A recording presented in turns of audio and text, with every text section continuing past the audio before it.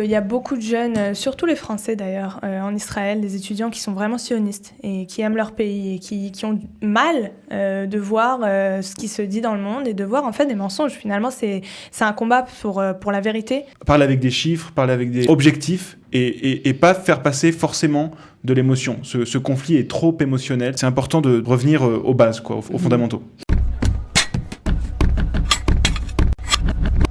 Le conflit israélo-palestinien a fait couler beaucoup d'encre et notamment à l'époque de la guerre de Tzuk-Eitan, Israël a été extrêmement malmené dans les médias. Cet état de fait a donné naissance à un très beau projet, Reserve and Duty. Et aujourd'hui, nous allons parler du bébé de Reserve and Duty qui s'appelle DiploAct. Pour en parler, nous avons Edental Sassi Haddad. Bonjour. Bonjour. Ravi de vous accueillir. Et vous êtes là avec Ariel Kosselef. Bonjour Ariel. Bonjour Kadi. Voilà. Alors vous êtes bénévole au sein de cette association et vous dirigez, on va dire, tout ce beau projet. Oui. Alors ça a commencé aux États-Unis, tout ça, par un groupe de réservistes israéliens, je crois. Alors oui, ça a commencé par un groupe de réservistes qui, en sortant de Tzuk-Eitan, en finissant en fait la guerre à Gaza, sont sortis, ont ouvert leur téléphone, ont ouvert la télé et ont compris que ce qui se passait dans les médias et sur les réseaux était complètement différent de ce qu'ils avaient vécu sur le terrain, que la désinformation partout dans le monde était au rendez-vous. Je rappelle que ça avait été une opération très très dure puisque 68 soldats ont trouvé la mort en fait. Voilà, ce sont en fait des combattants qui ont vu partir leurs meilleurs amis et qui en sortant ont vu des mensonges sur Israël et sur l'armée d'Israël incroyables, qui se sont dit qu'il fallait faire quelque chose. Donc ils ont créé cette organisation Reservist on Duty qui a commencé en fait à partir dans le monde, surtout aux États-Unis, et à arriver dans les universités et les campus, là où vraiment l'antisémitisme et la désinformation sont très, très, très présents, et à parler aux étudiants, aller de fac en fac, notamment dans les semaines apartheid qui existent très fort aux États-Unis. C'est des semaines où, durant toute la semaine, on explique l'apartheid israélien et le mal que les Israéliens font au jour le jour aux Palestiniens, donc beaucoup, beaucoup de mensonges. Et ils ont créé cette association qui, après, a grandi et a fait naître aussi un programme de formation pour les étudiants dans tout Israël. Et qui s'appelle DiploAct. DiploAct, okay. Voilà. Alors, programme de formation, je crois, auquel vous participez, Ariel. Tout à fait. Donc, l'an dernier, j'ai passé un entretien avec Edental et Yitzhak. Donc, il y avait deux personnes qui m'ont interrogé sur un tas de questions, mon engagement auprès d'Israël, ce que représente le sionisme pour moi. Et donc, je me suis lancé dans une session de 15 rencontres cette année. C'est la formation, en fait. C'est la formation, voilà. Okay. DiploAct en hébreu. Il y en a dans toutes les facs israéliennes. Et moi, je suis au Merkaz Shalem, donc à Jérusalem. Et j'édie un dimanche sur 3. On a des intervenants qui viennent nous parler. Dans un premier temps, la première partie, ils nous parlent des bases du sionisme. Qu'est-ce que c'est le sionisme ?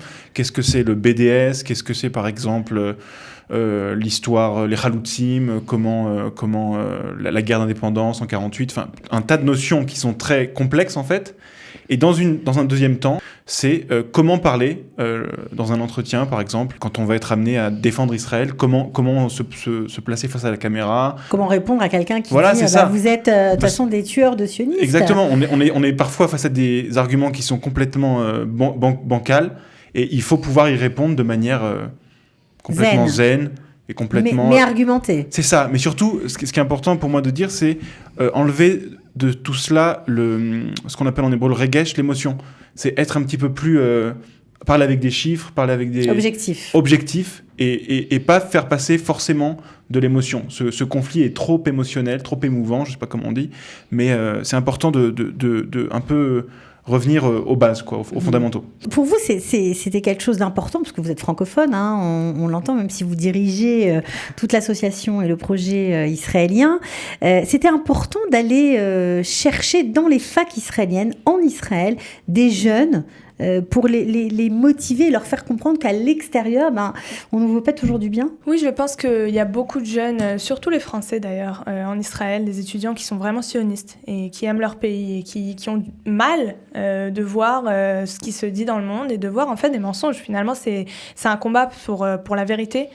Et je pense, quand j'étais moi-même dans la formation l'année dernière, je me suis dit que en tant que francophone, en tant que Française qui a grandi en France, pratiquement toute ma famille est en France, subit cet antisémitisme, subit cette désinformation. Je me suis dit que c'était impossible de ne rien faire en France et qu'il fallait le faire. Et ça a pas été très compliqué de trouver une équipe à qui c'est important et qui veut faire ça, qui veut faire cette mission. Alors, pourquoi au démarrage, la France n'était pas une priorité pour ceux qui ont créé Reserve and Duty ? Alors, je pense que la France, pour les Israéliens, c'est quelque chose d'un peu éloigné. D'abord, premièrement, par rapport à la langue. L'anglais, tout le monde le parle assez facilement. Dans plusieurs tous les pays. Ouais. On arrive dans un pays, on peut parler anglais, etc. C'est beaucoup plus accessible. Et le français paraît toujours quelque chose d'impossible et d'inimaginable. Et deuxièmement, il y a un vrai ressentiment en Israël que l'Europe est perdue d'avance, surtout la France, que c'est antisémite, il n'y a rien à faire là-bas. Moi, quand j'ai présenté le programme la première fois, on m'a dit « Bon, allez-y, mais personne ne vous écoutera de toute façon ». Et il y a une espèce de ressentiment qu'aux États-Unis, c'est peut-être il y a plus de dialogue possible, il y a plus d'approche, ce qui n'est pas vrai. On a vraiment vu l'année dernière en rentrant, nous sommes partis l'année dernière pour la première fois au mois de mai. Qu'est-ce qui vous a marqué l'an dernier ? Vraiment, j'ai compris pour la première fois que le dialogue était possible. Nous, on a toujours l'impression ici que tout le monde nous déteste, que tout le monde est antisémite, etc. C'est vrai, il y a beaucoup d'antisémitisme, il y a beaucoup de désinformation, mais nous avons parlé à des dizaines d'étudiants qui voulaient juste écouter, qui voulaient juste comprendre, qui voulaient juste nous connaître, qui voyaient un Israélien pour la première fois, qui voyaient pour la première fois quelqu'un qui venait, qui disait « J'ai fait l'armée, j'étais à Tsahal, je ne suis pas une tueuse ». Et venez, on parle, il y a un dialogue qui est possible et ça m'a marqué. Et ça m'a fait comprendre que ce que nous faisions était très important, parce que finalement, arriver et parler à des gens à qui on ne peut pas parler, ça ne sert à rien. Mais à la minute où le dialogue est possible, on comprend que ce qu'on fait a une importance vraie. J'imagine que vous avez hâte d'aller vous aussi débattre, rencontrer cette jeunesse que vous avez connue un temps, mais que vous avez un peu perdu de vue. En fait, on a établi une thèse à Diploact, on s'est dit qu'il y avait 3 types de personnes. Il y avait les verts, les oranges et les rouges, pour parler couleurs. En gros, il y a des gens qui sont convaincus qu'Israël sont des gentils. Donc eux, on n'a pas à les convaincre, on peut leur parler librement, ils seront toujours avec nous. Après, il y a une sorte de masse qui représente peut-être 70-80% des gens qui ne savent pas, comme l'a dit Edental, qui sont les Israéliens, ce que ça veut dire, ce que ça représente de s'engager à Tsahal. Et c'est cette masse-là que nous, on veut convaincre. C'est pas les 10-15% de rouges, de gens qui sont convaincus qu'Israël, c'est un pays apartheid, un pays où il y a des meurtres de masse tous les 2 jours. Ceux-là, on peut pas trop parler avec eux, en fait. On n'a pas trop d'arguments pour les convaincre ou même pour pouvoir parler comme ça 2 minutes. Nous, ce qu'on veut, c'est cette majorité silencieuse, essayer de leur amener un petit peu Une autre vision, voilà. Je rajouterais juste sur ces oranges, cette majorité, les informations qu'elle reçoit sont sur les médias et sur les réseaux sociaux. Et sur les réseaux sociaux, il y a énormément de désinformation. Donc même si tu sais pas, tu connais pas Israël, ça t'intéresse pas plus que ça, mais il va y avoir un attentat, quelque chose qui se passe, tu vas aller comme ça au milieu de ta journée, tu vas voir une application, tu vas voir une page sur Instagram qui va te donner une image qui n'est juste pas vraie. Et si tu as rencontré un Israélien comme ça dans ta fac, sur la route pour aller faire tes partiels... non, finalement, c'est pas tout à fait comme ça que ça s'est passé. Et tu te dis, en fait, on vient pas... Enfin, pour moi, chacun de nous a aussi sa vision, mais moi, je viens pas convaincre. Je viens juste dire aux gens, l'image est compliquée. Et il y a plusieurs côtés, il y a plusieurs façons de la regarder. Et ne croyez pas tout ce que vous voyez. Et essayez... Si vraiment ça vous intéresse... J'étais aux États-Unis avec une délégation de Diploact américaine il y a quelques semaines et une des filles qui était avec moi a dit une phrase très très intelligente. Si vous avez assez de temps pour critiquer mon pays, prenez le même temps pour regarder vos facts, vos informations. Prenez le même temps pour rechercher la vérité, pour essayer de comprendre qu'est-ce qui s'est vraiment passé. Parce que finalement, le conflit est très compliqué. Alors, ce qui est très intéressant dans toute cette histoire, c'est que non seulement vous allez à la rencontre des étudiants qui ne sont pas juifs, dans les facultés, etc., mais que vous avez senti un besoin chez la jeunesse juive qui n'était comblé par rien, en fait. Oui, je pense que la jeunesse juive est sioniste en général, mais elle aussi, elle a du mal à comprendre ce qui se passe. Encore une fois, on vient de le dire, c'est compliqué. Tout n'est pas noir ou blanc. Il manque de formation, il manque d'information et il manque de compréhension sur ce qui se passe et comment représenter ce qui se passe. Parce que finalement, nous, on part 1 semaine par an, j'espère 2 semaines, mais eux, ils sont là-bas tous les jours. Ils vivent dans ces universités tous les jours. Et ils sont prêts à partir. Ils sont prêts à partir, s'ils le veulent ou non. Ils reçoivent des questions, souvent ils veulent même pas dire, même pas s'approcher. C'est les juifs de service, comme on dit. Voilà, donc juste leur dire que d'abord qu'on est là, là et qu'on peut les aider et qu'ils ne sont pas seuls sur ce terrain-là. Et aussi d'essayer de leur donner un peu de compréhension sur vraiment ce qui se passe, quelle est la réalité, etc. Nous avons travaillé l'année dernière et cette année aussi avec l'EJF, donc nous rencontrons par eux aussi des étudiants juifs et les non-juifs dans les facs, mais aussi les étudiants juifs. Nous travaillons avec le Centre Fleg, avec énormément d'organisations juives et nous faisons des soirées avec la jeunesse juive. C'est pas forcément une conférence où on vient raconter tout ce qu'on sait, mais c'est plus, encore une fois, un dialogue, essayer de comprendre comment eux, ils voient la situation et surtout répondre à leurs questions. Alors, justement, si on est en France, un jeune juif, et on sait que vous allez venir entre le 8 et le 14 mai, puisque ce sont vos dates, vous vous trouverez à Paris notamment, comment on fait pour vous contacter si on a envie de vous faire venir pour une soirée, si on a envie de, je sais pas moi, peut-être rassembler des copains et vous donner la parole, c'est possible? Bien sûr. Alors, on nous suit sur Instagram et sur Facebook, Diploact France. Et là-bas, nous allons, à partir de demain ou après-demain, poster tous les endroits où nous allons être durant la semaine du mois de mai. J'espère vraiment qu'on reviendra aussi en octobre. Ça dépend de quoi? Du financement? Ça dépend du financement. Qui vous finance en général? Alors, beaucoup de particuliers. Nous avons fait une cagnotte il n'y a pas longtemps. D'ailleurs, le lien est toujours actif. Donc, si vous voulez nous aider, vous êtes les bienvenus.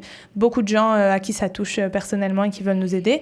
Et aussi des organisations, le KKL, Mizrahi, Kalita, Elnet, plusieurs organisations juives francophones ou israéliennes qui veulent aider à ce projet. Oui, bien sûr.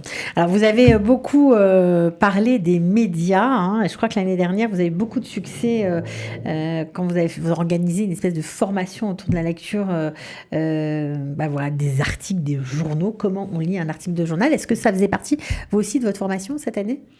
Tout à fait. On en a parlé un petit peu.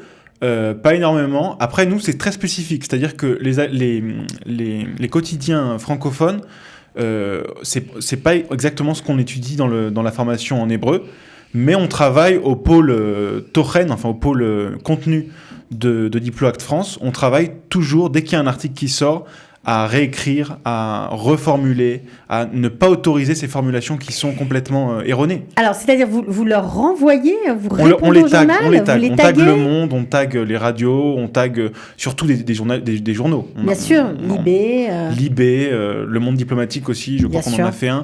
Il y a aussi l'Humanité. Enfin, il y a un tas de journaux en France qui ont un lexique, un jargon qui est complètement biaisé et qui est à charge contre Israël. Donc il faut reprendre à chaque fois parce que, comme le disait Edental, les gens baignent, même sans s'intéresser au conflit israélo-palestinien, ils baignent dans un océan un peu de mensonges et de préjugés. Disons qu'un vocabulaire accusateur pour Israël. Accusateur, complètement. Et qui est systématiquement utilisé après chaque attentat. C'est important de le savoir. Ouais. Nous, dès qu'il y a un attentat, malheureusement, il y en a beaucoup, directement, on rentre sur tous les sites, Le Monde, comme vous le disiez, l'Humanité, etc. Et c'est systématique. C'est pas échange de feu, c'est pas échange de feu, c'est attentat, c'est pas tuer, c'est assassiner. On essaye vraiment de dire, voilà, c'est un attentat. C'est des innocents qui sont tués par un terroriste. Donc le terroriste, il faut l'appeler terroriste et pas combattant, pas un activiste. Palestinien. Voilà, c'est ça. On essaye toujours, les quotidiens français essayent toujours d'édulcorer un petit peu la résistance palestinienne pour la légitimer.